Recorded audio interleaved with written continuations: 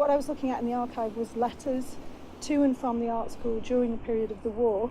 And of course, obviously the school went through massive changes and emptied out of its students. It sort of halved in size. And so that I did make some works that there was phrases that were in the letters that really stood out. Like there was one really moving letter from a father saying his son had died, and he went through a long description about how he'd heard about his death and what happened to him and how he was thought of, and it was really powerful. And then at the very end he just said, but my boy was a hero. And I just remember, I just found that incredibly sad, actually, just that seemed to be what he had left to cling to. And so things like that, so these certain phrases I embroidered onto, I just made really simple embroideries with them.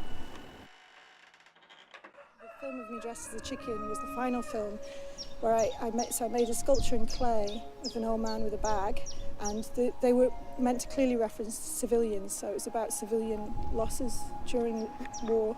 It somehow just seemed obvious that I needed to dress up as a chicken. There's a family story around this. So as a child, my mother told us all the story that her uncle, Carl, he was very tall, and at the start of the war, he was 16 or 17 and he was sent a white feather. And he lied about his age, he signed up and he went to fight, and he died just very shortly after his 18th birthday on the battlefield in France.